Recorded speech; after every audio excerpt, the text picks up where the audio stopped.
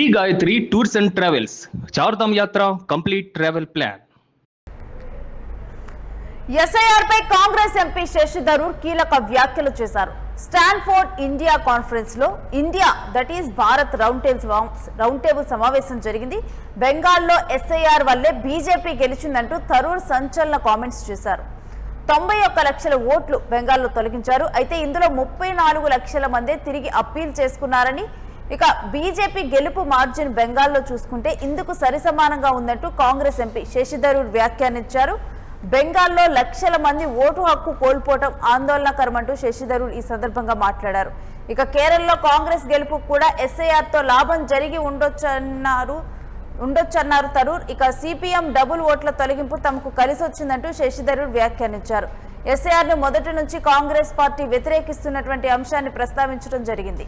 ఇక బెంగాల్లో ఎస్ఐఆర్ విషయంలో దీదీ కూడా హాట్ కామెంట్స్ చేయడం జరిగింది. ఎస్ఐఆర్ బీజేపీ గెలుపు కారణమైందట్టు కూడా ఇక ఎస్ఐఆర్ ను కూడా తప్పు పట్టడం జరిగింది. ఇక శశి థరూర్ కూడా ఇదే రకంగా కూడా జరిగినటువంటి సమావేశంలో రౌండ్ టేబుల్ సమావేశంలో ఈ అంశాన్ని తాను పేర్కొనటం, ఇక కేరళలో తొలగించినటువంటి ఓట్లు ఏదైతే ఎస్ఐఆర్ ద్వారా తొలగించారో ఆ ఓట్లు కాంగ్రెస్ కి అయితే కొంత మేలు చేసి ఉండొచ్చు అంటూ కూడా శశి థరూర్ వ్యాఖ్యానించారు. ఇక ఎస్ఐఆర్ మొదటి నుంచి కాంగ్రెస్ పార్టీ వ్యతిరేకిస్తున్నటువంటి అంశాన్ని మరొకసారి పునరుద్ఘాటించారు. దీనికి సంబంధించినటువంటి డీటెయిల్స్ మా ప్రతినిధి సిరాజ్ అడిగి తెలుసుకుందాం. మా కొలిక్ సిరాజ్ అడిగి తెలుసుకుందాం. ఎస్ సిరాజ్, శశి థరూర్ ఎస్ఐఆర్ విషయంలో ఒక హాట్ కామెంట్స్ చేశారు. బీజేపీ గెలుపుకు ఎస్ఐఆర్ కారణం అంటూ కూడా చెప్పారు. మీరన్నట్లుగా దేశవ్యాప్తంగా చదువు విధానం పైన వస్తున్నటువంటి ఆరోపణలు పరిమితం చెప్పుకోవాలంటే కాంగ్రెస్ పార్టీ చేస్తున్నటువంటి ఆరోపణల పైన ఇప్పుడు అదే చదువు విధానం మా పార్టీకి కలిసి వచ్చిందని ఆ పార్టీకి సంబంధించినటువంటి నేత శశి థరూర్ చేసినటువంటి కామెంట్స్ కేరళ వ్యాప్తంగా సంచలనంగా మారుతున్నాయి. ఎందుకంటే వెస్ట్ బెంగాల్లో టీఎంసీ ఓడిపోవడానికి ప్రధానమైనటువంటి కారణం సర్విధానం. ఆ సర్విధానం ద్వారా దాదాపు 91 లక్షల ఓట్లను తొలగించారు.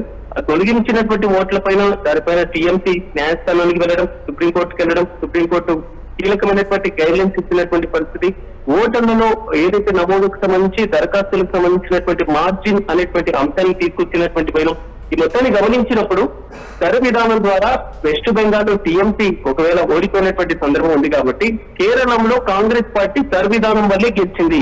ఇది ఆ పార్టీకి సంబంధించినటువంటి నేత శశి థరూర్ చేసినటువంటి కామెంట్. కానీ ఇక్కడ గమనించాల్సినటువంటి విధానం, సో ప్రజాస్వామ్య వ్యవస్థలో ఓట్లను తొలగించేటువంటి క్రమంలో లేదా ప్రజాస్వామ్య వ్యవస్థలో ఓట్ల సవరణకు సంబంధించినటువంటి అంశంలో ఆల్మోస్ట్ ఒక పార్టీకి ఏదైతే అధికారంలో ఉన్నటువంటి పార్టీకి ప్రతికూలమైనటువంటి పరిస్థితుల్ని ఈ సంవిధానం తీసుకువచ్చింది అనేది మాత్రం శశి థరూర్ చేసినటువంటి కామెంట్స్ యొక్క సారాంశంగా మనం గమనించాలి.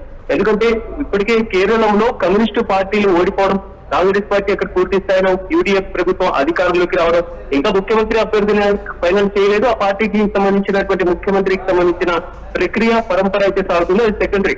కానీ ఇప్పుడు శశి థరూర్ చేసినటువంటి కామెంట్స్ మాత్రం కొంతవరకు కీలకంగా మారుతున్నారు.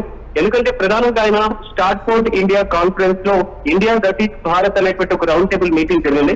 ఆ మీటింగ్ లో పార్టిసిపేట్ చేసినటువంటి ఆయన వెస్ట్ బెంగాల్ లో ఆల్మోస్ట్ 91 లక్షల ఓట్లను తొలగించారు. సో వారు జీవించి ఉన్నామని, ఓటు హక్కుకి అర్హులమని పదే పదే చెప్తున్నా. సో అక్కడ ఉన్నటువంటి ప్రభుత్వం కాబట్టి అది బీజేపీ ప్రభుత్వం పట్టించుకోలేదు. దాని పరంపర తృణమూల్ కాంగ్రెస్ పార్టీ ఓడిపోవడానికి ఒక ప్రధానమైనటువంటి కారణంగా మారింది. నిబంధనలన్నింటినీ పక్కన పెట్టేశారు అంటూ కూడా శశి థరూర్ కామెంట్ చేయడం కొంతవరకు కీలకంగా మారుతుంది. అట్ ద సేమ్ టైం ఎన్నికల ముందు కొన్ని వందల కేసులను మాత్రం పరిష్కరించారు. రోజుకు దాదాపు 31 నుంచి 32 లక్షల మంది అప్పీళ్లు చేశారు. అవి మొత్తం ఇంకా పెండింగ్ లోనే ఉన్నాయి. సో మా ఓటు హక్కు పొంది మేము ఓటు వేసుకోవడానికి అవకాశం కల్పించాలని వెస్ట్ బెంగాల్ వ్యాప్తంగా 32 లక్షల మంది ఇంకా పెండింగ్ లోనే ఉన్నటువంటి పరిస్థితి. ఈ లెక్కన గెలిచినటువంటి స్థానాల్లో ఆ స్థానాల్లో ఓటు వేసినటువంటి ఓటింగ్ శాతం, నమోదైనటువంటి ఓటింగ్ శాతం, కానీ ఇంకా ఆ ఓటింగ్ కి సంబంధించినటువంటి దరఖాస్తులు పెండింగ్ లో ఉన్నటువంటి విధానం.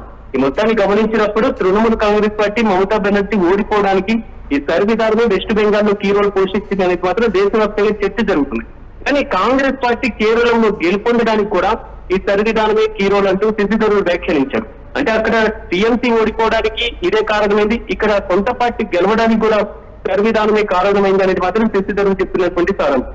ఒకవేళ చెప్పుకున్నట్లయితే కమ్యూనిస్టు పార్టీ అధికారంలో ఉంది కాబట్టి బీజేపీ పార్టీ దేశవ్యాప్తంగా ఎన్నికలు జరిగేటువంటి రాష్ట్రాల్లో సర్విధానాన్ని ఇంప్లిమెంట్ చేస్తుంది కాబట్టి దొంగ ఓట్లను తొలగించడం లేదా మరణించినటువంటి వారి ఓట్లను తొలగించడం, వలస వెళ్ళినటువంటి వారి ఓట్లను తొలగించడం, ఈ మొత్తాన్ని గమనించినప్పుడు ఒక ప్రత్యేకమైనటువంటి ఓటర్ల సవరణ తీసుకొచ్చినటువంటి నేపథ్యంలో సో పారదర్శకత ఎన్నికల సంఘం కీ రోల్ పోషిస్తుంది అనేది మాత్రం ఈసీ పదే చెప్తున్నటువంటి మాట. సో ఇలాంటి సందర్భంలో కమ్యూనిస్టు పార్టీలకు వ్యతిరేకంగా విధానాన్ని ఇంప్లిమెంట్ చేసినప్పుడు కేరళలో కూడా కాంగ్రెస్ పార్టీ గెలుపునకు ఇదే కీ రోల్ పోషిస్తుంది అనేది మాత్రం శశిధరూర్ అంటున్నారు. మరి ఒకవైపు విధానాన్ని ఆయన తిరుగుతూనే పార్టీ గెలుపునకు కూడా విధానమే సహకరించిందని చేసినటువంటి కామెంట్స్ మాత్రం కొంతవరకు దుమారం వేస్తున్నాయి. ఇప్పటికీ మమతా బెనర్జీ ఓడిపోయిన తర్వాత కూడా కేవలం మనం ఇలాంటి వ్యాఖ్యలు ప్రతిపక్షాల విషయంలో కానీ ఇలాంటి వాటిలో మనం చూస్తూ ఉంటాం, అంటే వేరే పార్టీ అంశాలు, కానీ తమ గెలుపు కూడా సర్విధానమే కారణమని శశిధరూర్ అనటం కూడా ఇప్పుడు ఇది కాంగ్రెస్ లో ఎటువంటి వాదన తీసుకొచ్చేటువంటి అవకాశం ఉంటుంది సిరాజ్? ఖచ్చితంగా రేణు, ఎందుకంటే మీరు అన్నట్లుగా శశిధరూర్ ఇప్పుడు కాంగ్రెస్ పార్టీకి అనుకూలంగా మాట్లాడారా వ్యతిరేకంగా మాట్లాడారా అనేటువంటి అంశం పక్కన పెడితే గత కొంతకాలంగా కాంగ్రెస్ పార్టీకి అంతిముట్టనట్టు వ్యవహరించినటువంటి తీరును కూడా మనం చూసాం. కేరళలో ఎన్నికలకు ముందు పూర్తి స్థాయిలో కాంగ్రెస్ పార్టీ ఒక దశలో శశిధరూర్ రాజీనామా చేసి వెళ్ళబోతున్నారు, సో బీజేపీలో ఆయన చేరబోతున్నారు అనేటువంటి ఊహాగానాలు వాదన బలంగా వినపడింది. కానీ బీజేపీ తీసుకుంటున్నటువంటి కీలక నిర్ణయాలు కూడా ఆయన సమర్థించినటువంటి వైనం, బహిరంగంగానే విమర్శించినటువంటి వైనం మనం గమనించాం. అదేవిధంగా కాంగ్రెస్ పార్టీ పరిస్థితి, కాంగ్రెస్ పార్టీ నాయకత్వం పైన ఆయన చేసినటువంటి ట్వీట్లు కూడా దుమారం రేటాయి. సో ఆయనకి వివాదాస్పదమైనటువంటి వ్యాఖ్యలు చేయడం కొత్తేమి కాదు. కానీ కేరళం అంతవరకు పరిస్థితి చూసుకున్నప్పుడు సొంత పార్టీని అయితే విధానానికి అనుకూలంగానే మా పార్టీ గెలిచింది అనేది ఒక బహిరంగంగా కామెంట్ చేసినప్పుడు ఇది కాంగ్రెస్ పార్టీకి ఆత్మ పరిశీలన చేసుకునేలాగా మరికొంతగా చెప్పుకోవాలంటే కొంతవరకు దీనిపైన వివరణ ఇచ్చేటువంటి పరిస్థితులు ఏర్పడేదాకా తెచ్చిందనేది మాత్రం చాలా క్లియర్ కట్ గా కనబడుతున్నటువంటి అంశం వేరు. ఎందుకంటే విధానం ముందు నుంచి కాంగ్రెస్ పార్టీ వ్యతిరేకిస్తుంది, తృణమూల్ కాంగ్రెస్ పార్టీ వ్యతిరేకిస్తుంది, కాంగ్రెస్ పాలిత రాష్ట్రాల్లో దీని ఇంప్లిమెంటేషన్ కి సంబంధించి కూడా ఆయా ముఖ్యమంత్రులు కూడా వ్యతిరేకిస్తున్నారు. సో ఎన్నికలు జరిగేటువంటి రాష్ట్రాల్లో విధానం ద్వారా బీజేపీ ఎలక్షన్ కమిషన్ కుమ్మక్కై సో ఎలక్షన్ లో ఓట్లను తొలగిస్తున్నారు. ప్రతిపక్షాలకు సంబంధించినటువంటి బలంగా ఉన్న నియోజకవర్గాల్లో కావాలని విధానాన్ని ఇంప్లిమెంట్ చేసి ఓట్లను తొలగిస్తున్నారు అనేటువంటి ఆరోపణ ఇప్పటి వరకు మీరు చేస్తూ వచ్చారు. ఈ రకంగా చూసుకున్నప్పుడు ఎక్కడైతే కమ్యూనిస్టు పార్టీలకు బలంగా ఉన్నటువంటి నియోజకవర్గాల్లో విధానం ద్వారా అదే ఓట్లను తొలగించి కాంగ్రెస్ పార్టీ గెలుపులకు దోహదపడ్డారు అనేటువంటిది శశిధరూర్కి చెప్పకనే చెప్తున్నారు. అంటే ఒక రకంగా చెప్పుకోవాలంటే వారు విమర్శించేటువంటి వైనం పైనే మరి వారికి వారు విమర్శ చేసుకున్నట్లుగా మాత్రమే ప్రజెంట్ కనబడుతున్నటువంటి పరిస్థితి. సో ఇలాంటప్పుడు కేరళంలో ఆల్మోస్ట్ సిపిఎం డబుల్ ఓట్లను నమోదు చేయడంలో బాగా ఆరితీరిందంటూ కూడా ఆయన కామెంట్ చేస్తున్నారు. ఒకే వ్యక్తికి 4-5 ఓట్లు ఉన్నాయి. సో వేర్వేరు నియోజకవర్గాలు వేర్వేరు బూత్లలో కూడా ఓట్లు ఉండేవి.